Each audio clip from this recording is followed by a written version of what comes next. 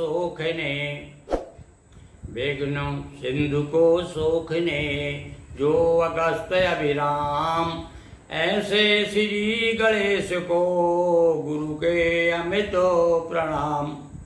नारायणं नमस्कृत्य नरं चैव नरोत्तमं, देवीं सरस्वतीं व्यासं ततो जयमुदीरयेत्। नर्मदापुरं सुविख्यातं रेवाया दक्षिणे तटे, सेवाश्रमेषु राजता देवी नर्मदायै नमो नमः। मंगलम भगवती रेवा मंगलम मंगलप्रदा, मंगलम शैलस्य कन्या मंगलायै तनोसरि। बोलिए नर्मदा मैया की जय, गजानंद भगवान की जय। बंधुओं, विगत दिवस अर्थात अक्षय तृतीया से मंगलाचरण के द्वारा भगवान गणेश का पुराण का शुभारंभ किया और आज आपके सामने हम कथा में प्रवेश कर रहे हैं भगवान गणेश की कथाओं में। और आज पहली कथा के रूप में राजा सोमकांत और महर्षि भृगु जो हैं उनका परस्पर संवाद है। यहाँ से कथा प्रारंभ होती है।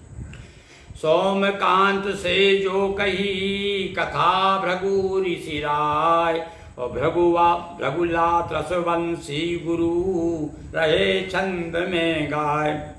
देवनगर सौराष्ट्र में सोमकांत नृप एक, नीतिवान धन युक्त संग विद्या विनय विवेक। सूर्य जी महाराज कहते हैं कथा सुनाते हुए कि एक सौराष्ट्र प्रदेश में देवनगर नाम का एक राज्य था। वहाँ के बड़े विवेकवान, बड़े धर्मनिष्ठ प्रजा पालक, प्रजा को पुत्र की तरह पालने वाले एक सोमकांत नाम के राजा थे।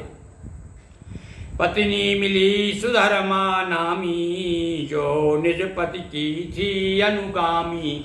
और जैसे राजा थे धर्मनिष्ठ, वैसे ही पतिव्रता सुधर्मा नाम की उनकी भार्या थी। हेमकंठ नामक सुत पाया, पितु अनुकूल सभी मनवाया। और उन्हें एक पुत्र भी प्राप्त था, उस पुत्र का नाम हेमकंठ था। 5 अमात श्रेष्ठ सब भांति, प्रजा सुखी सब नृप गुण गाती। सहसा था प्रारब्ध जागृत, नृप ने पाई नई मुसीबत। राज बड़ा सुंदर चल रहा था और जब राजा पौढ़ावस्था से अब वृद्धावस्था की ओर आए और तब एक नई मुसीबत उनके सामने आ गई। क्या हुआ? बोले गलित कुष्ठ ने नृप को घेरा, छाया चारों ओर अंधेरा।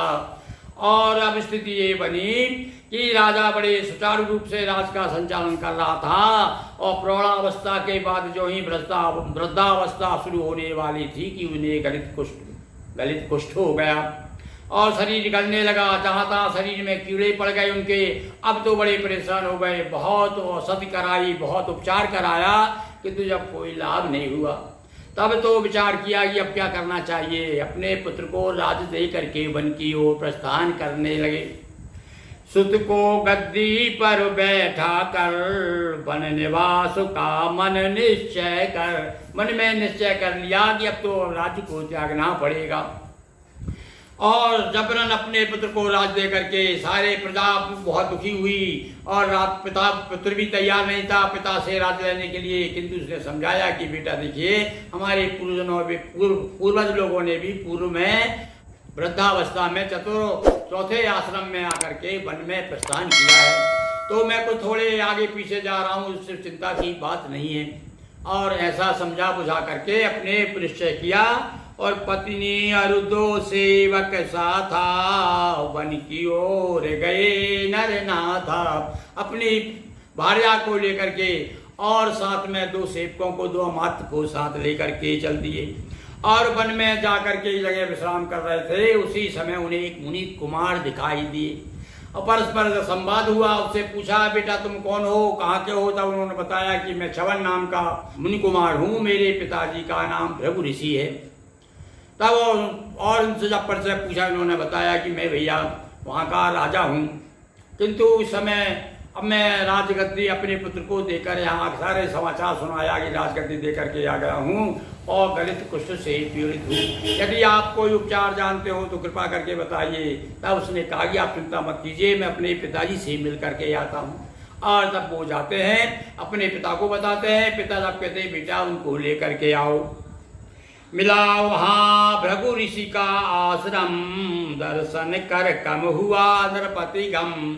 और मुनि कुमार आ जाता है, उनको साथ ले जाता है। आश्रम में जब वो पहुंचते हैं तब उनका दुख कुछ कम होता है। अष्टोत्तर गणेश सतनामा, सुन भृगु से नृपो सनया रामा। और जाकर के प्रणाम किया और सब जाकर अपनी स्थिति बताई इस प्रकार से। हे महाराज, भृगु ऋषि से का प्रणाम करने के बाद कि मेरी स्थिति ये हो गई है, आप कोई उपाय जान तो कृपा करके बताइए। राजा को सांत्वना देते हैं, आश्रम में ठहराते हैं और उनको कहते अच्छा चिंता मत कीजिए। सबसे पहले गणेश अष्टोत्तर शतनाम यानी 108 गणेश जी के नाम वाला जो स्त्रोत है वो सुनाया और जल को अभिमंत्रित करके जब उनके ऊपर छींटा दिया तब उनको बड़ा आराम मिल गया उससे। क्षणिका ऋषि अभिमंत्रित जल जब, कुष्ठ देय से गया निकल तब। देखिए मंत्र का प्रभाव, भगवान गणेश का मंत्र और गणेश का स्त्रोत पढ़ करके जब उन्होंने जल मंत्रित करके जो छींटा मारा तो शरीर से जो है पाप निकल के बाहर खड़ा हो गया। एक बालक उनकी नासिका में से निकल के, छोटा सा बालक धीरे धीरे बड़ा हो गया। जब उससे पूछा गया तू कौन है, उसने कहा कि मैं तो पाप हूँ और अब मैं इसको खाने वाला हूँ राजा को। तब ऋषि नाराज हो गए, बोले जा उस आम के वृक्ष में जाके रहे और नहीं तो मैं तेरे साथ ठीक व्यवहार नहीं करूँगा, तुझे शाप दे करके भस्म कर दूंगा। अब तब जा करके वो पाप ने स्पर्श जो ही आम को किया तो आम का वृक्ष भी भस्म हो गया। क्षणिका सुनो, क्षणिका ऋषि अभिमंत्रित जल जब, कुष्ठ देय से गया निकल तब। पाप स्वयं बालक बन प्रगटा, द्रप की ओर भक्ष हित झपटा। क्रोधित भृगु तरु ओर भगाया, राम वृक्ष अघ तुरत सुखाया। अघ के यानी पाप के छूते ही वो आम का वृक्ष सूख गया। भृगु ऋषि नृप से कहा विधाना, सुनिए आप गणेश पुराणा। अब भृगु जी ने बताया कि हे राजन, तुमने पूर्व जन्म में थोड़ा बहुत गणेश जी का आराधन किया है, इसके कारण तुम जो है गणेश जी का पुराण सुनिए, उनकी कृपा हो जाएगी तो तुम स्वस्थ हो जाओगे।